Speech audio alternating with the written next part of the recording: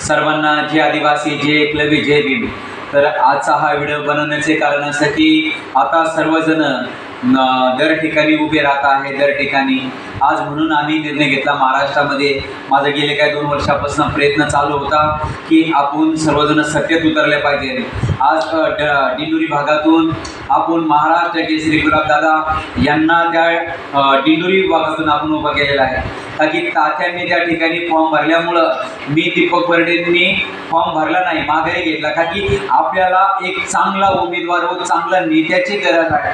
का की आपण गेल्या काही 75 वर्षामध्ये आपण आदिवासी बांधव दुसऱ्यांचे झेंडे घेऊन फिरलो, दुसरे आपण नेते उभे केले, दुसऱ्या नेत्यांना आपण गेल्या काही 10-20 वर्षापासून निवडत आणतोय, पण त्या उमेदवारांना आदिवासींचं घेणं नाही। आज विचार करा की गेल्या काही 5 वर्षामध्ये लहान लहान मुलींवर बलात्कार झाले, खूप काही असे अन्याय झाले, खूप काही अत्याचार झाले। आज महिला सुरक्षा नाही। आज चांदवड, देवळा, सटाण्यामध्ये येवला तालुका असेल, निफाड असेल, या ठिकाणी पाण्याचा भाग इतकं तुम्हाला सांगतो पाणी अजिबात नाही, त्या ठिकाणी पिण्याची पाण्याचा प्रॉब्लेम आला। म्हणून आज तुम्हाला सांगतो की आपण सर्वजण जागे व्हा, उठा, आपल्या घरातनं प्रयत्न करा आणि आपल्याला आज महाराष्ट्र केसरी गुलाबदादा पैलवान यांना आपल्याला विजय करायचा आहे।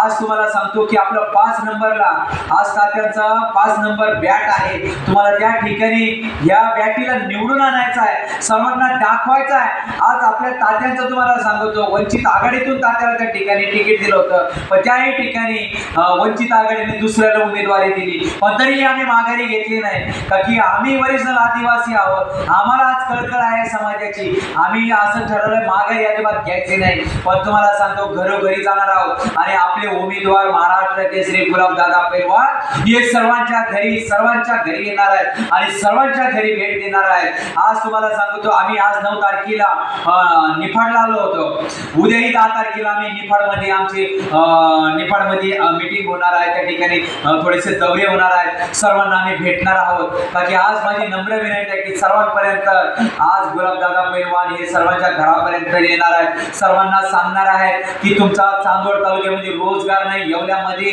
आदिवासी मुलांसाठी रोजगार नाही, आज नांदगावमध्ये पाण्याचा दुष्काळ आहे, चांदवडमध्ये आहे। आम्ही हा पाण्याचा सर्व दुष्काळी भाग शेतकऱ्यांसाठी तुम्हाला सांगतो, शेतकऱ्यांना आता नाराज व्हायची टेन्शन घ्यायची नाही। फक्त एक बार तुम्ही फक्त गुलाब बर्डे दादांना निवडून आणा, तुमच्या सर्व भागाचा दुष्काळ हटवून देऊ, हा आम्ही गॅरंटी देतो तुम्हाला। मी सांगतो का की मी दीपक बर्डे शबरी मताध्यक्ष त्यांच्या बरोबर आहे। तुम्हाला सांगतो तुम्ही फक्त एक बार फक्त आमच्यावर विश्वास ठेवा। आता बोगस नेत्यांवर तुम्ही विश्वास ठेवला, एक बार फक्त तुम्ही गुलाबदादांवर विश्वास ठेवा।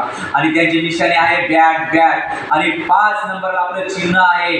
ज्यावेळेस त्या ठिकाणी माझ्या बहिणी जातील, आजोबा जातील, आजी जातील, भाऊ जातील, त्या ठिकाणी बघा 5 नंबरला वर्ण आपलं त्या ठिकाणी निशाणी आहे बॅट आणि या बॅटीला तुम्हाला निवडून आणायचं एवढी नम्र विनंती करतो आदिवासी बांधवांना।